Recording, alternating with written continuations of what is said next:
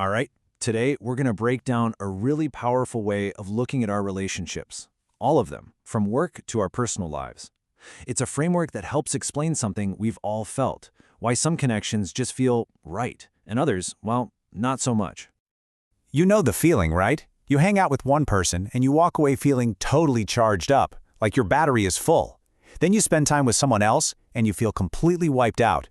There's a reason for that, a dynamic happening under the surface, and that is exactly what we're going to get into today. So let's start with the problem. This framework gives a name to that draining feeling. It's called a validation bond, and it's that kind of relationship that might have started off great, but now it just kind of feels like work. So what exactly is a validation bond? Well, here's the key. It's what happens when a relationship stops being about a conscious choice to connect and instead becomes about unspoken, unconscious expectations. You suddenly feel like you have to perform a certain way to keep the peace, to keep the connection going.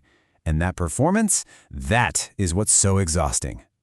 And here's why it feels so fundamentally draining. You're not actually connecting from a place of safety and trust. Instead, your nervous system is basically in a low-level survival mode. It's constantly on alert, trying to figure out if you're meeting those hidden expectations. It's a state of stress, not a state of real connection. Okay, so if these validation bonds are the problem, what's the answer? Well, it's about a huge shift in how we approach our connections. It's about moving away from that whole world of expectation and into a world of clear, conscious intention. Let's talk about the alternative, alignment bonds. And this chart just lays it out so clearly. Look at the difference. On one side, you've got unconscious expectation. On the other, conscious intention. You trade performance and drain for reciprocity and sustainability. And, maybe the most important part, you stop operating from those old survival patterns and instead operate from a place of your own autonomy and agency.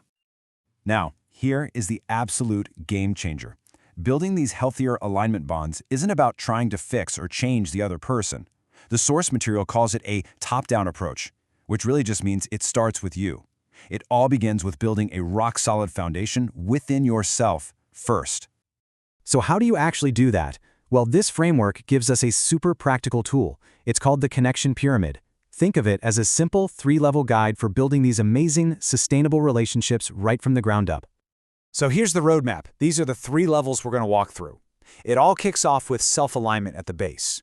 From there, you build up to shared intention. And the peak, the ultimate goal, is a state of shared flow. Let's break each of these down. First up, the foundation. And honestly, this is everything. The framework makes it super clear that this is the absolute non-negotiable starting point. It's about getting right with yourself first. It's about building a connection to yourself that comes from a place of strength and wholeness, from what the source calls the bottom of the self, instead of from a place of insecurity or trying to fix old wounds. So what does that strong foundation actually look like? Well, it's made up of these 3 core components. Autonomy, which is your ability to be your own person. Inner coherence, which is when your thoughts, feelings, and actions all line up. And agency, which is knowing you have the power to make your own choices. Okay, let's head up to that next level of the pyramid. See, once you have that solid foundation of knowing yourself, then you're ready to build the next layer with someone else, shared intention. This is where you take all that internal clarity and bring it out into the open through really clear communication and making conscious choices together.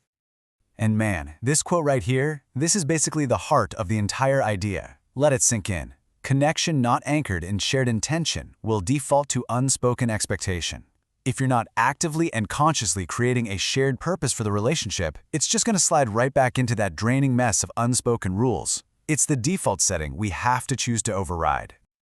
So you've done the work. You've built that foundation of self-alignment. You've created a layer of shared intention. So what happens now? What's the payoff? This is what brings us to the very top of the pyramid. The peak of the pyramid is a state called shared flow.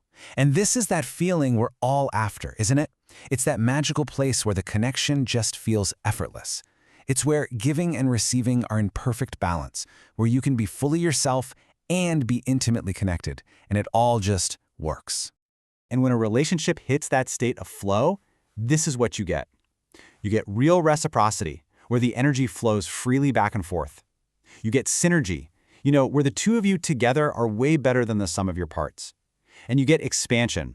The relationship actually helps both of you grow into bigger, better versions of yourselves. instead of making you feel small.